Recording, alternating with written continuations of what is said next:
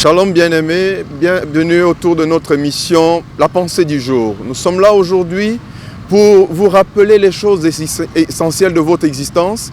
Nous travaillons sur des choses capitales qui vous permettent de faciliter votre marche chrétienne. Et aujourd'hui, nous allons commencer une série de pensées et de réflexions sur un sujet assez important, les tueurs silencieux dans le couple. Et ce matin en particulier, je voudrais toucher l'aspect spécial de la communication. Généralement, la majorité des problèmes dans les couples sont des problèmes de communication. La mauvaise communication est un véritable fléau dans les couples chrétiens aujourd'hui. Je m'en vais vous raconter une petite histoire. Il m'a été rapporté l'histoire de deux couples qui vivaient, ils étaient voisins, et il est arrivé un moment où les voisins avec l'autre couple voisin avait constamment des problèmes, constamment de troubles, constamment de bagarres. Par contre, le couple d'à côté, lui, évoluait dans le calme parfait. Et un jour, exaspérée, la femme où il y avait des problèmes a décidé de partir. Et pendant que son mari était au lieu de service, elle a plié tous les bagages. Et pendant qu'elle voulait se déplacer et tourner par la maison de leurs voisins, elle a vécu une scène qui l'a choquée.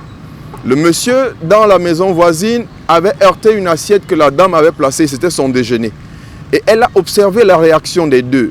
Le monsieur s'est tellement excusé auprès de son épouse, tellement excusé d'avoir mal fait, et la femme s'est tellement excusée du fait qu'elle n'avait pas su bien placer le plat, et ce qui a choqué cette dame. Et elle est revenue en elle-même, et elle a vu que généralement dans leur foyer, quand ils se disputent, c'est parce que chacun veut avoir raison.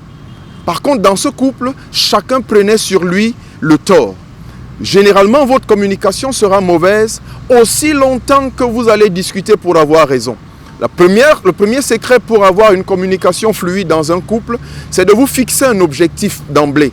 C'est-à-dire, quand vous voulez causer avec votre époux, votre épouse, quand vous voulez causer avec votre conjoint, posez-vous la question, qu'est-ce que je poursuis comme objectif? Est-ce que j'ai clarifié cet objectif pendant que nous commencions? Sinon, une discussion sans tête ni queue ne va aboutir qu'à la querelle. La première chose à faire, dites à votre partenaire, j'aimerais qu'on revienne sur ce qui s'est passé afin de voir comment nous pouvons le résoudre désormais. Ou alors dites, je voudrais que nous entretenions sur ce qui s'est passé afin de savoir ce qui s'est passé et qui a tort. Là, l'objectif est clairement fixé et la communication va être cadrée par cet objectif. Tant que votre objectif n'est pas clair, vous aurez constamment de problèmes. Deuxième atout pour une communication fluide dans le foyer, faites tout pour ne pas avoir raison.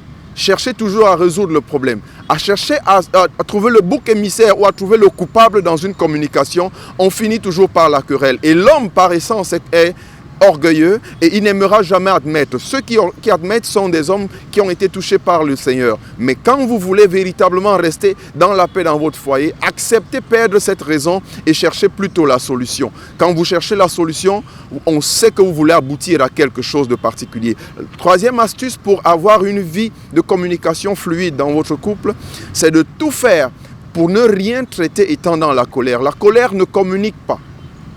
La colère ne communique pas. Quand vous avez été blessé, quand vous êtes en colère, faites l'effort de résoudre le problème de votre colère avant d'initier la conversation.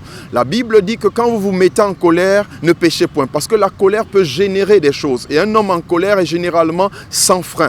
Donc, généralement, faites l'effort de traiter l'aspect de votre colère pour aller dans la recherche de la résolution ayant un esprit libre et un esprit calme. C'est dans le calme et la tranquillité que vous trouvez la solution à vos problèmes. C'est des secrets faciles, c'est des secrets assez poignants pour avoir une vie de communication stable dans votre foyer. Que le Seigneur donc vous bénisse aussi longtemps que vous respecterez ces consignes et que vous vous soumettrez à donner toujours la gloire. Dans votre foyer, une seule raison, c'est Jésus-Christ.